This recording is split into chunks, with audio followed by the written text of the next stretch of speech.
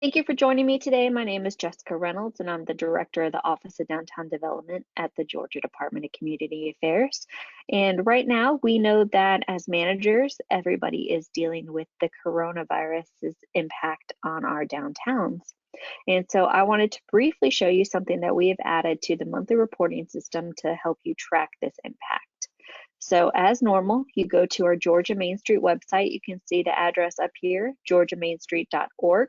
In the top right-hand corner, you will see the monthly reporting button. You click on this to enter the monthly reporting system, just as you would any other month. Once you begin entering your information, your community, your designation level, you will only see the coronavirus impact section pop up if you select the month of March or later.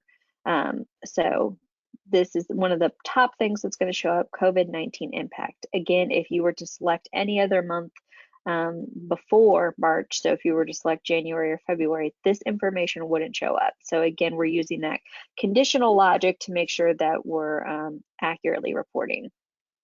So one of the things that we're trying to, gauge with this is the impact in downtown.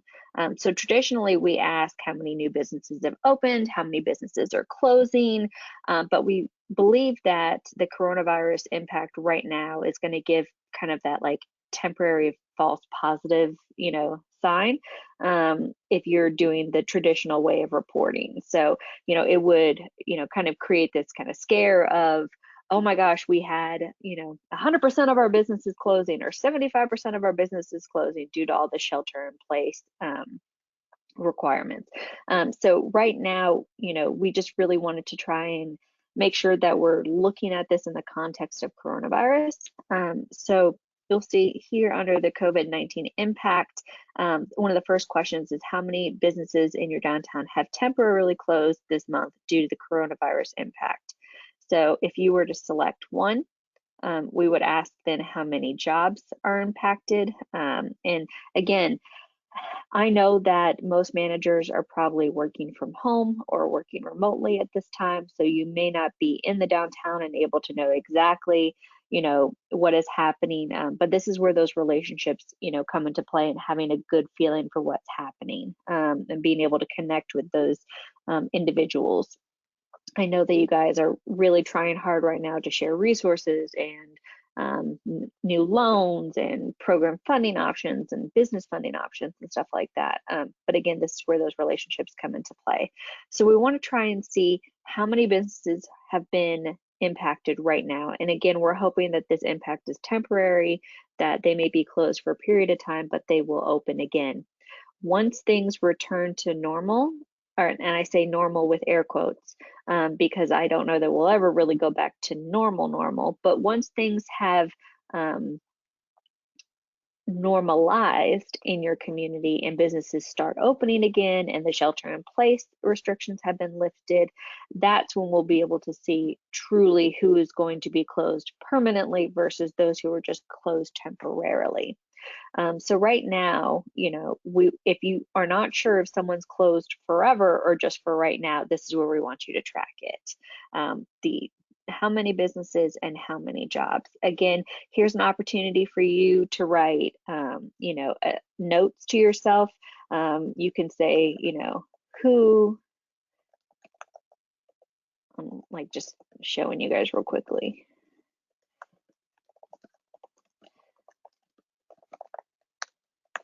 So you can make a note that Little Hawaiian Restaurant has lost 19 jobs, but they do have plans to reopen. This is just an opportunity for you to track what is happening. Again, we don't want to count these businesses as closed permanently or jobs lost permanently yet until we, have a real good take on the situation. The other thing we wanted to be able to capture is events and the event impact. Whew, excuse me. Have downtown events been canceled or rescheduled? Yes or no? Again, this kind of dives into the weeds, but it's up to you to decide how much of this you want to try and capture. So number of Main Street managed or planned events canceled. So you could say 1, 2, 3, whatever that looks like. number of non-Main Street events planned that have been canceled or rescheduled. So again, we've got the difference between this is a Main Street hosted event or a non-Main Street hosted event, and being able to track how many that is. What's the financial impact of this canceled or rescheduled event? Again, realizing that we're heading into the spring and a lot of these events bring in large amounts of revenue, not just for the program, but also for the businesses themselves. If there's an expected loss of revenue, whether, that's for either side, for the businesses or the program, we want to make sure that we're capturing what that is. What was the expected attendance? So it's one of those things, like usually people are doing an estimate. What is that estimate? And then an opportunity again for you guys to make notes here and just kind of keep track for yourself what's happening or what's going on. And then a last little thing, are you currently working remotely due to the coronavirus pandemic? Yes or no, and then the best number to reach you at. The reason for that is, again, we realize that most people are teleworking or working remotely, and we want to be able to get in touch with you. If we only have your office number or if we only have a mobile work number, that's fine, but we just want to make sure that if we have a question or if you need assistance, we know the easiest, best way to get in touch with you. So again, sharing that phone number with us is just another way of staying connected and helping us, be able to reach out when we need to.